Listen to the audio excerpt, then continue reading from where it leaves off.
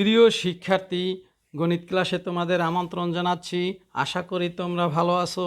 পূর্ববর্তী ক্লাসে আমরা রেখা ও কোণ সম্পর্কিত উপপাদ্য নিয়ে আলোচনা করেছি। ক্লাসটি না দেখে থাকলে ডেসক্রিপশন বক্সে লিঙ্ক দেয়া আছে, যার মাধ্যমে তোমরা সহজেই ক্লাসটি দেখে নিতে পারবে। আজকে আমরা রেখা, কোণ ও ত্রিভুজ সম্পর্কিত উপপাদ্য 15 নিয়ে আলোচনা করব। প্রথমে আমরা কিছু প্রাসঙ্গিক বিষয় নিয়ে আলোচনা করব। তাহলে সময় নষ্ট না করে চলো শুরু করা যাক। আলোচনার শুরুতে আমরা জ্যামিতি নিয়ে আলোচনা করব। গণিতের যে শাখায় বিভিন্ন মাত্রিকাকার, তাদের ধর্ম, পারস্পরিক সম্পর্ক ও তাদের পরিমাপ নিয়ে আলোচনা করা হয় তাকে জ্যামিতি বলে। জ্যামিতিকে স্থান বা জগতের বিজ্ঞান হিসাবে গণ্য করা যায়। স্বীকার্য বা স্বতঃসিদ্ধ এমন এক ধরনের উক্তি বা সাক্ষ্য যা এখনও প্রমাণ করা হয়নি বা ব্যাখ্যা করা হয়নি, কিন্তু সত্য বলে ধরে নেওয়া হয়। এ ধরনের উক্তি বা সাক্ষ্য নিজেই নিজের প্রমাণ এবং কোনো প্রয়োজনীয় সিদ্ধান্তে উপনীত হতে অবশ্যই এদের সত্য বলে ধরে নিতে হয়। সে কারণেই এই ধরনের উক্তি বা সাক্ষ্যকে সর্বজন অনুমোদিত ধরেই অন্যান্য সত্য প্রতিষ্ঠার কাজে শুরু থেকেই এদের ব্যবহার করা হয়। যেমন ইউক্লিডের একটি স্বীকার্য, একটি বিন্দু থেকে অন্য একটি বিন্দু পর্যন্ত একটি সরলরেখা আঁকা যায়। এবার আমরা প্রতিজ্ঞা নিয়ে আলোচনা করব। যে কোনো গাণিতিক তত্ত্বে কতিপয় প্রাথমিক ধারণা, সংজ্ঞা এবং স্বীকার্যের উপর ভিত্তি করে ধাপে ধাপে ওই তত্ত্ব সম্পর্কিত বিভিন্ন উক্তি যৌক্তিকভাবে প্রমাণ করা হয়। এরূপ উক্তিকে সাধারণত প্রতিজ্ঞা বলা হয়। সহজভাবে বলা যায়, যে সমস্ত বিবৃতি কোনো জ্যামিতিক ধর্মকে প্রমাণ করতে প্রস্তাব দান করে অথবা কোনো জ্যামিতিক চিত্র অঙ্কন করতে প্রস্তাব দান করে তাদের প্রতিজ্ঞা বলে। প্রতিজ্ঞা দুই প্রকার: এক উপপাদ্য, দুই সম্পাদ্য। উপপাদ্য হলো এক ধরনের প্রস্তাবনা যা কিছু প্রাথমিক ধারণার ভিত্তিতে প্রমাণ করা যায়, অর্থাৎ যে সকল প্রতিজ্ঞা যুক্তির সাহায্যে প্রমাণ করা যায় তাদেরকে উপপাদ্য বলে। অর্থাৎ প্রমাণসহ জ্যামিতিক ধর্মগুলোই উপপাদ্য।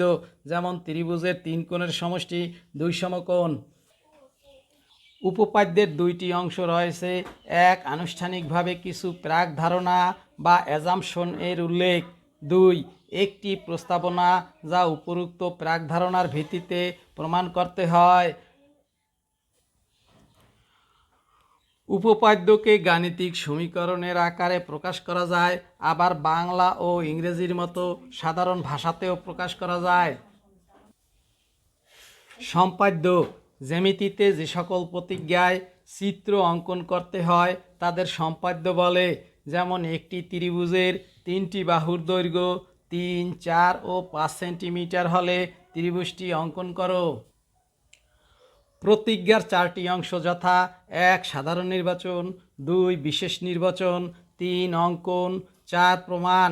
সাধারণ নির্বাচন স্বীকার ও সিদ্ধান্তের সাধারণ বিবৃতিকে বোঝায়। এটি একটি চিত্র নিরপেক্ষ বর্ণনা। বিশেষ নির্বাচন: এক্ষেত্রে সাধারণ নির্বাচন অনুসারে চিত্র অঙ্কন করতে হয় এবং চিত্রের নামকরণ করে তা অনুসারে স্বীকার ও সিদ্ধান্তের বিবৃতি দেওয়া হয়। অর্থাৎ বিশেষ নির্বাচন হচ্ছে চিত্র নির্ভর বর্ণনা। অঙ্কন: প্রতিজ্ঞাকে প্রমাণ করতে প্রয়োজনে অঙ্কন করতে হয় এবং অঙ্কন করা বিবৃতি উল্লেখ করতে হয়। প্রমাণ: এই অংশে অনেকগুলো যুক্তি দিয়ে তার দ্বারা প্রতিজ্ঞাটি প্রমাণ করা হয়। বিপরীত উপপাদ্য: দুইটি উপপাদ্যের ক্ষেত্রে যদি প্রথমটির স্বীকার দ্বিতীয়টির সিদ্ধান্ত হয় এবং যদি প্রথমটির সিদ্ধান্ত দ্বিতীয়টির স্বীকার হয় তাহলে উপপাদ্য দুটির একটিকে অপরটির বিপরীত উপপাদ্য বলে। অনুসিদ্ধান্ত: যদি কোনো প্রতিজ্ঞা সরাসরি একটি উপপাদ্যের সিদ্ধান্ত থেকে প্রমাণিত হয় তবে তাকে ওই উপপাদ্যের অনুসিদ্ধান্ত বলে। যেমন ত্রিভুজের 3 কোণের সমষ্টি 2 সমকোণ উপপাদ্যটির একটি অনুসিদ্ধান্ত হল ত্রিভুজের একটি বাহুকে বর্ধিত করলে যে বহিস্থ কোণ উৎপন্ন হয় তা এর বিপরীত অন্তস্থ কোণদ্বয়ের সমষ্টির সমান। এই অনুসিদ্ধান্তটি ত্রিভুজের 3 কোণের সমষ্টি 2 সমকোণ উপপাদ্যটির প্রমাণ দ্বারাই প্রমাণ করা যায়। এবার আমরা উপপাদ্য 15 নিয়ে আলোচনা করব। ত্রিভুজের যে কোনো দুই বাহুর মধ্যবিন্দুর সংযোজক সরলরেখা তৃতীয় বাহুর সমান্তরাল এবং দৈর্ঘ্য তার অর্ধেক। মনে করি ত্রিভুজ এবিসি এর এবি এবং এসি বাহুর মধ্যবিন্দু যথাক্রমে ডি ও ই। ডিই যোগ করা হলো। প্রমাণ করতে হবে যে ডিই সমান্তরাল বিসি এবং ডিই সমান হাফ অফ বিসি। উপপাদ্যটিকে প্রমাণ করার জন্য আমাদের কিছু অঙ্কন করার প্রয়োজনীয়তা আছে। এক্ষেত্রে আমরা ডিই সরলরেখাটিকে এমনভাবে বর্ধিত করব যেন ডিই সমান ইএফ হয় এবং সিএফ যোগ করব। প্রথমে আমরা ডিই সমান্তরাল বিসি প্রমাণ করার চেষ্টা করব। এক্ষেত্রে যদি আমরা ডিবিসিএফ চতুর্ভুজটিকে সামান্তরিক প্রমাণ করতে পারি তাহলে ডিই সমান্তরাল বিসি হবে। ডিবিসিএফ চতুর্ভুজটিকে সামান্তরিক প্রমাণ করার জন্য আমাদের কয়েকটি প্রতিজ্ঞা বা উপপাদ্যের সহায়তা প্রয়োজন হবে। যেমন চতুর্ভুজ সম্পর্কিত প্রতিজ্ঞা। চতুর্ভুজের একজোড়া বিপরীত বাহু পরস্পর সমান ও সমান্তরাল হলে তা একটি সামান্তরিক। আবার সামান্তরিকের বিপরীত বাহু ও কোণগুলো পরস্পর সমান। রেখা, কোণ ও ত্রিভুজ সম্পর্কিত উপপাদ্য। উপপাদ্য 6, যদি দুইটি ত্রিভুজের মধ্যে একটির দুই বাহু ও তাদের অন্তর্ভুক্ত কোণ অপরটির দুই বাহু ও তাদের অন্তর্ভুক্ত কোণের সমান হয় তবে ত্রিভুজ দুইটি সর্বসম। উপপাদ্য 2, দুইটি সরলরেখা পরস্পরকে ছেদ করলে উৎপন্ন বিপ্রতীপ কোণগুলো পরস্পর সমান। উপপাদ্য 4, দুইটি সরলরেখাকে অপর একটি রেখা ছেদ করলে যদি একান্তর কোণগুলো পরস্পর সমান হয় অথবা যদি অনুরূপ কোণগুলো পরস্পর সমান হয় অথবা যদি ছেদকের একই পাশের অন্তস্থ কোণদ্বয়ের যোগফল 2 সমকোণ হয় তবে ওই সরলরেখা দুইটি পরস্পর সমান্তরাল। উপপাদ্য 7, কোনো ত্রিভুজের দুইটি বাহু পরস্পর সমান হলে তাদের বিপরীত কোণ দুইটিও পরস্পর সমান। ডিই সমান্তরাল বিসি প্রমাণ করার জন্য প্রথমে আমাদের বিডি সমান্তরাল সিএফ প্রমাণ করতে হবে। এক্ষেত্রে আমাদের ত্রিভুজ এডিই ও ত্রিভুজ সিইএফ এই দুইটি ত্রিভুজ সর্বসম প্রমাণ করতে হবে। ত্রিভুজের সর্বসমতা প্রমাণ করার জন্য 4টি উপপাদ্য রয়েছে। এই 4টি উপপাদ্য থেকে আমাদের একটি উপপাদ্য নির্বাচন করতে হবে। সর্বসমতা সম্পর্কিত উপপাদ্য 4টি হলো: যদি একটি ত্রিভুজের 3টি বাহু অপর একটি ত্রিভুজের 3টি বাহুর সমান হয় তবে ত্রিভুজ দুইটি সর্বসম। নাম্বার 2, যদি একটি ত্রিভুজের 2 বাহু ও তাদের অন্তর্ভুক্ত কোণ অপর একটি ত্রিভুজের 2 বাহু ও তাদের অন্তর্ভুক্ত কোণের সমান হয় তবে ত্রিভুজ দুইটি সর্বসম। নাম্বার 3, যদি একটি ত্রিভুজের 2 কোণ ও তাদের সংলগ্ন বাহু অপর একটি ত্রিভুজের 2 কোণ ও তাদের সংলগ্ন বাহুর সমান হয় তবে ত্রিভুজ দুইটি সর্বসম। নাম্বার 4, সমকোণী ও ত্রিভুজের ত্রিভুজদ্বয় সমান হলে এবং সমকোণ সংলগ্ন যেখানেও একটি বাহু সমান হলে ত্রিভুজ দুইটি সর্বসম। ত্রিভুজের সর্বসমতা সম্পর্কিত 4টি উপপাদ্যের মধ্যে 2 বাহু ও তাদের অন্তর্ভুক্ত কোণ এই উপপাদ্যটি আমরা সিলেক্ট করব, কারণ এই উপপাদ্যটি প্রমাণের ক্ষেত্রে আমাদের যথেষ্ট যুক্তি বা যথার্থতা রয়েছে। 3 বাহু 3 বাহুর সমান এই উপপাদ্যটি গ্রহণযোগ্য না, কারণ আমাদের এডি সমান সিএফ এই একটি বাহু সমান প্রমাণ করতে হবে।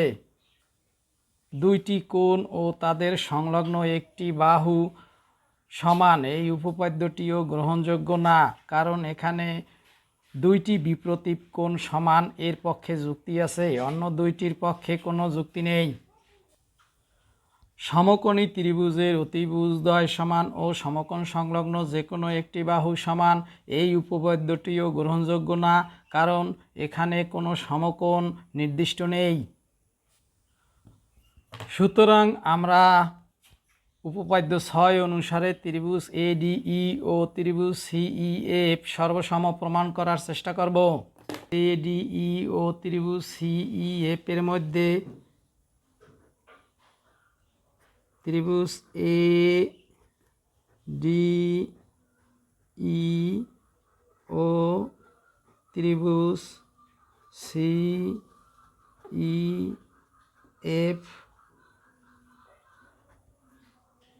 এর মধ্যে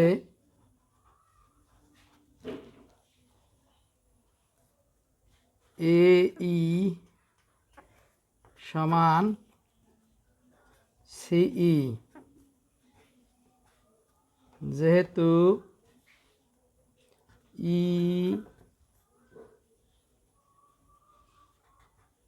AC এর মধ্যবিন্দু,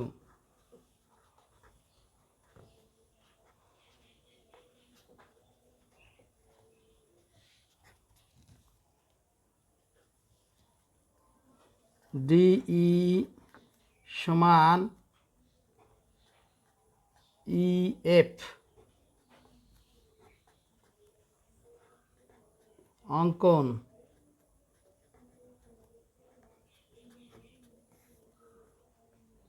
এবং অন্তর্ভুক্ত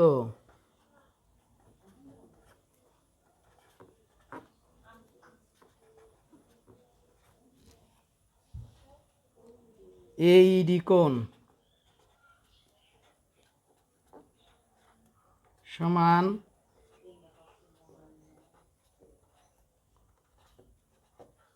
অন্তর্ভুক্ত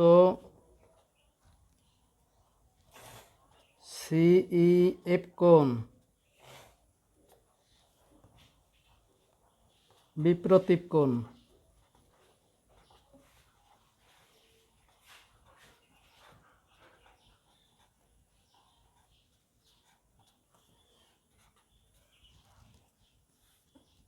অতএব ত্রিভুজ ADE সর্বসম ত্রিভুজ CEF। অতএব ADE কোণ সমান EFC কোণ এবং DAE কোণ সমান ECF কোণ।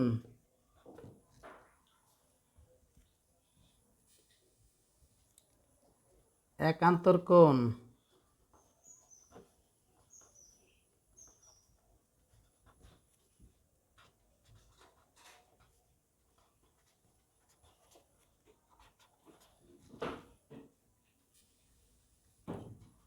অতএব AD সমান্তরাল CF বা AB সমান্তরাল CF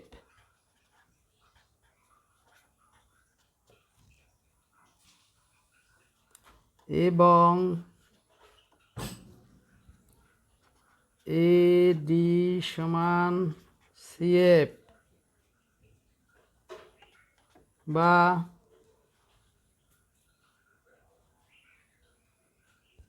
BD সমান CF, যেহেতু DAB এর মধ্যবিন্দু।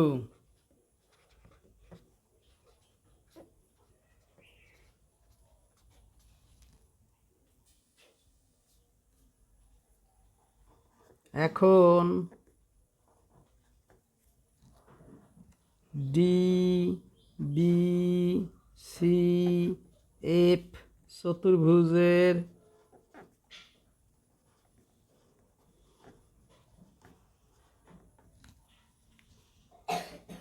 ডি বি সমান্তরাল সি এফ এবং ডি বি সমান সি এফ। অতএব ডি বি সি এফ একটি সামান্তরিক।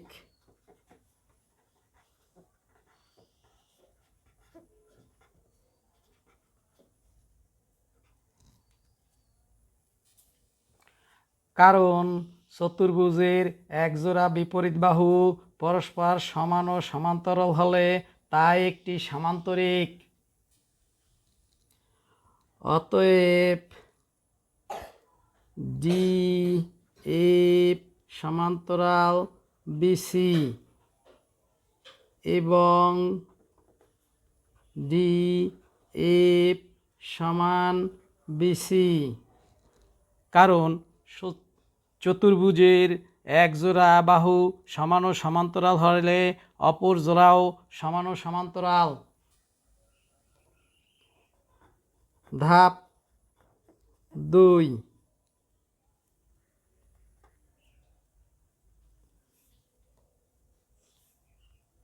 ডি এফ সমান বিসি,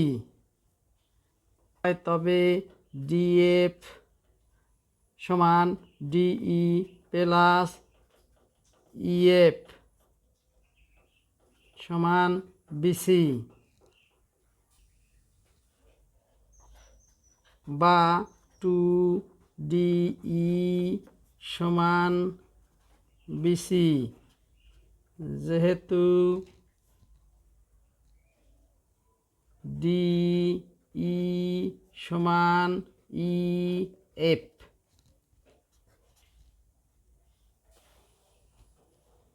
অতএব ডিই সমান হাফ অফ বিসি।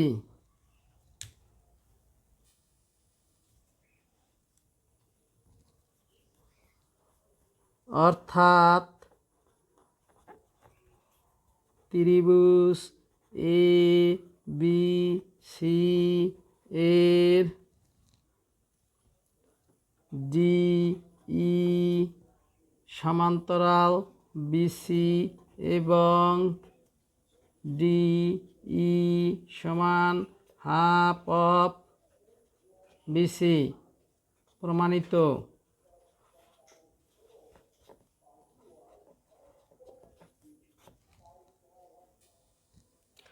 প্রিয় শিক্ষার্থী, ক্লাসটি যদি তোমরা সম্পূর্ণরূপে মনোযোগ সহকারে দেখে থাকো তাহলে আশা করি বিষয়টি ভালোভাবে বুঝতে পেরেছো।